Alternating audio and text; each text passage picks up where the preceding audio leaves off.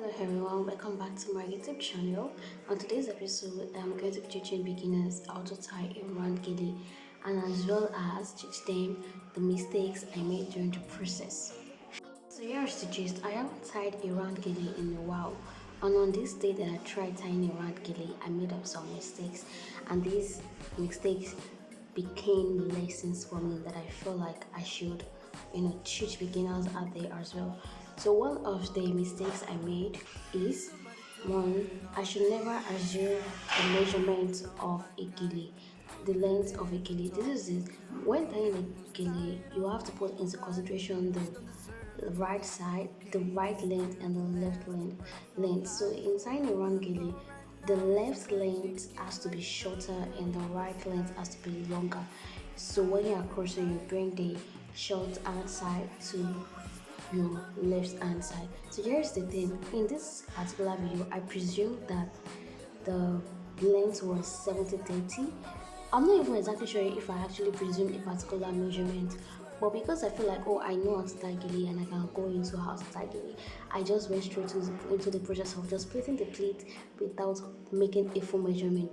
So at the end of it, this affected me and I want you to see for yourself in the video.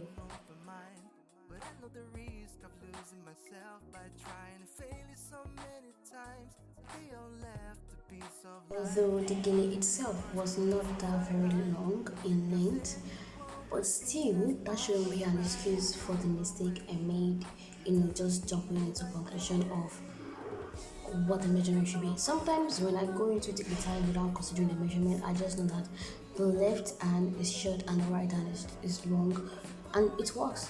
Just this day it don't work, and I feel like every other day too it can happen like that, and you might not want to go back to the beginning to start pleating all over, especially when your client or your customer or the person you're tying for is in a hurry. So yes. So yes, beginners, never ever presume the length of your gele. Ensure you are following the guideline of 70/30 or 60/40 or 50/55 for a particular style that will entail round as well. Just ensure you're following the guidelines without feeling like you know too much, even when you know a lot. We are exactly where I feel like you need to concentrate a lot. So this is the part where I have to tie, and you can see that the hand on the other side there is short. You can take a look very well to see what I'm talking about. So I learned never ever to take my measurement for granted. This is the first thing I learned when I made this video and during the process of tying the round gele.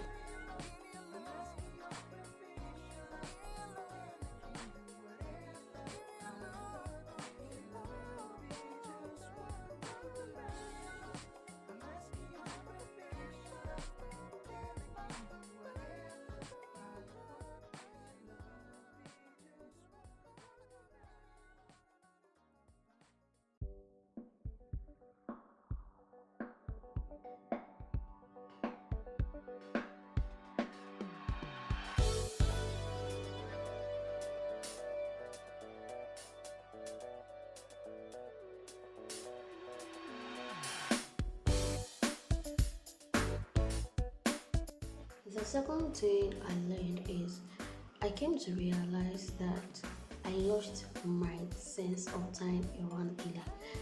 Don't get me wrong, it's not like I do not tie around gele, but it felt like I was putting much effort into carefully tying the gele because I felt like, oh, I haven't really tied gele in a while like that, and because I was also making a video record of it.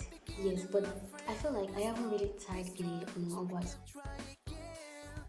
The truth of the matter is that I'm going to pass it to you based on my own experience to you beginners is that never ever let go of the basis of tying your gele.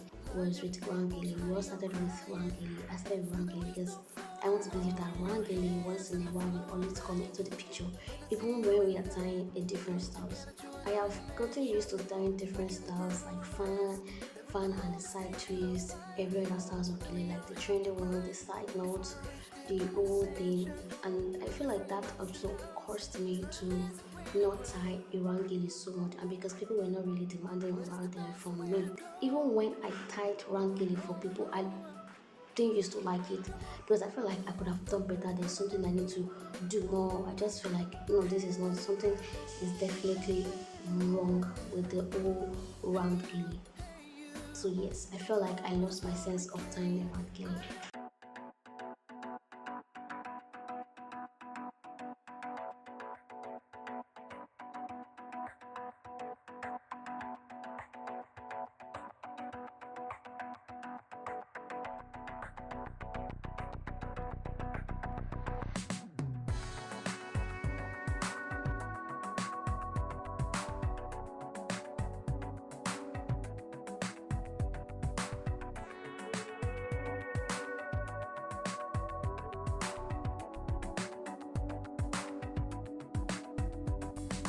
Can't stay cool out. Why my worst enemy waits for me? Yeah, yeah. Talking too loud, showing the world that he's in charge here. Your, your face can't deny it. No matter what you say, their eyes don't show lights. No way, no way. You can't disguise. Recycle all the hurt that bursts from the side. That's all you'll ever need. I never Also, wait. the third thing I also learned is that I realized that I am a perfectionist when it comes to tying around gele. Not in the sense of what you think, I'm considering the fact that I already made a mistake, but the thing is that I realized that when tying a gele, any type of gele, round, far, anything, I'm always trying to perfect the gele. Like if I see any adjustment, if I see anything going off, I try to adjust it. Like I'm never satisfied, especially when I take a video or when I take a picture of the daily and I see anything out of place, I go back to fixing it. I go back to fix it, which is something I also realized like I kept going back to the gile to keep adjusting something. I'm not saying it's bad to adjust something, but the uh the amount of going and coming, the amount of adjustment I made here made me realize that I am trying so hard to I try so hard to perfect my gele. Even here I tried so very hard to perfect the gele, the time, the setting and everything. I'm not exactly sure if it's a bad thing or a good thing. I don't think it's a bad thing when you're trying to ensure that your client is getting the best service, making sure the gele is set. But I feel like it's becoming it's a bad when it's overlaid so much because how that's actually how I felt when I was watching this video. I feel like I thrive to be a perfectionist. I try as much as possible to make sure my game is perfect. I want you to take a look for yourself. Anyways, for beginners, I don't know if you should take this idea or not, but I feel like yes, as a beginner, you should always go back to setting your gele until you've mastered how to finish the gele.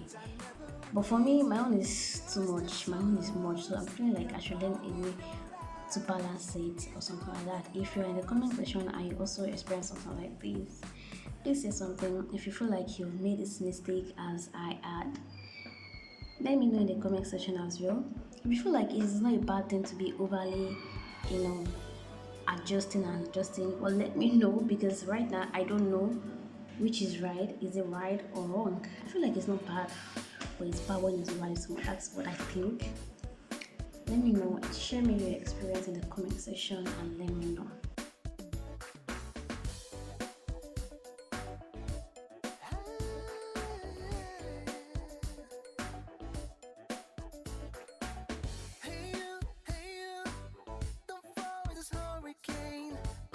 Taking a look at the gele right now, I don't think it's actually that bad considering the fact that the shorter hand messed up the time a bit at the back.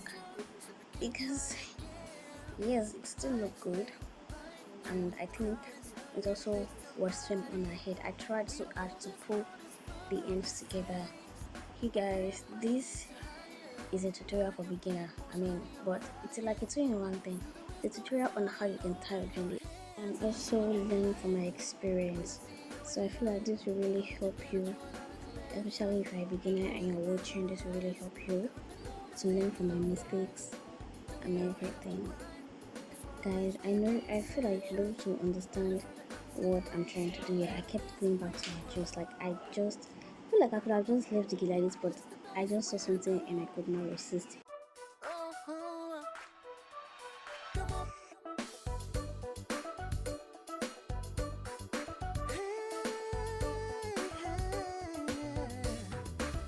Hey you, don't fall in this hurricane. I know, there is hope in your hand. Move on, it's just the beginning, my friend. Be strong, so we can try again.